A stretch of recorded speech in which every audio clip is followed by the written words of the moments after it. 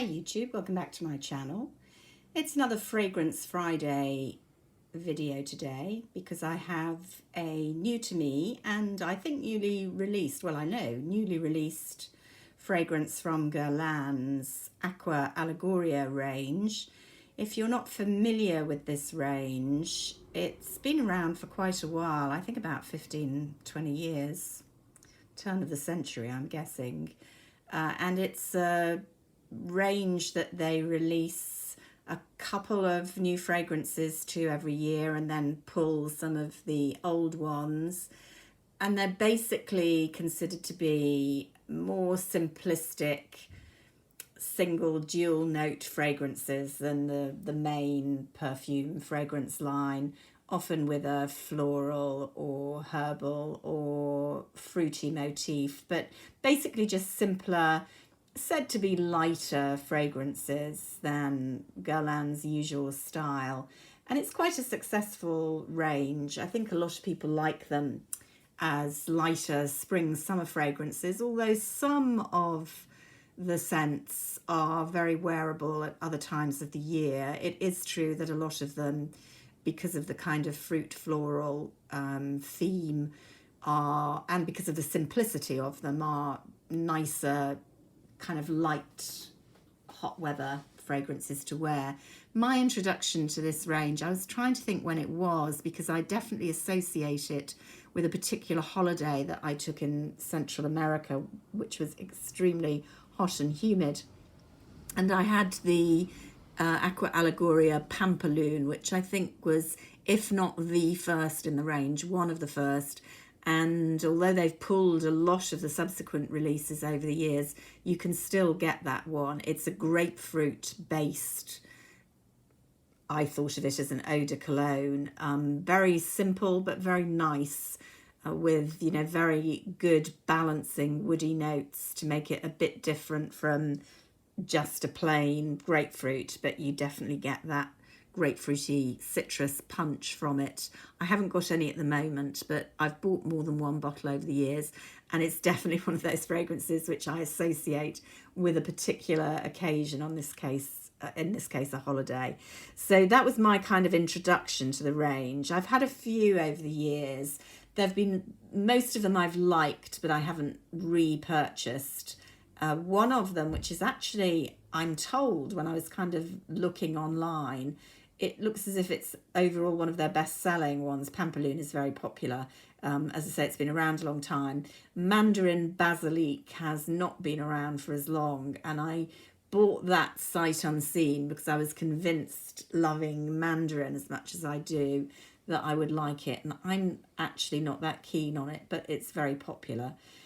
So anyway, I wasn't in the market particularly for another Aqua Allegoria, although we're having a bit of a heat wave at the moment, so a nice light perfume is very welcome. But I got a free sample, one of those mini 5 ml sprays, I think with an order from Selfridges for some items, of this new one, which is a new release this year. There are two new ones this year. This one is called Nettare di Sole, which my Google Translate tells me is all about the nectar of the sun.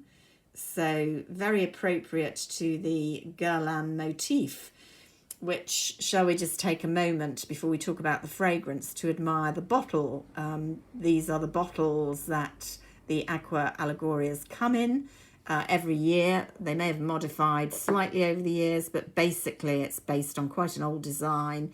The famous bee motif, which is one of the motifs of Guerlain, has been since the beginning of the last century, along with the beautiful collar, which represents the honeycomb.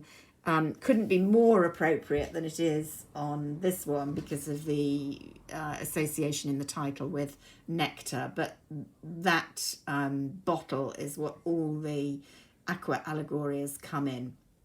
They come in different colours, the actual fragrances as well. I don't know how I feel about that. This one, you know, just looks an ordinary eau de cologne type consistency colour in the bottle, but some of them are tinted. I have ordered one which was supposedly delivered today but hasn't been, which I know is blue, and I think the other one that's been released this year is either pink or purple. They're obviously, you know, very artificial colours, but they do look pretty if you are into displaying your perfumes, which I don't particularly, but there we go. So gorgeously presented. I should tell you the price. They're around the £70 mark, just under. You can sometimes get reductions on various websites. Feel Unique is quite good for Guerlain generally, I've found. They don't have the full range, but it's very rare that they're not offering 10-20% off and or some free gifts. The ranges. This one is full price because it's brand new, which is £69, which is not cheap, but how much is that for? It's a good size bottle. What am I doing there? Losing the top.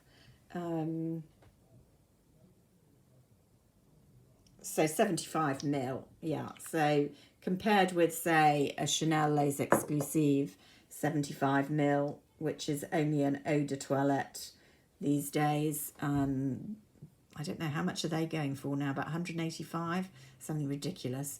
I mean, it is a light perfume, this one, but even so, I think it's a reasonably priced range. And as I say, some of the older ones you can get with a decent discount on.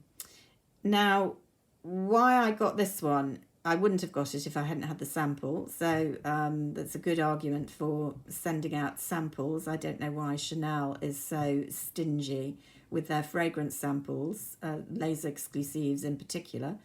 But I smelt this and I really enjoyed it. I would describe it as a simple white floral with a sweet honey note.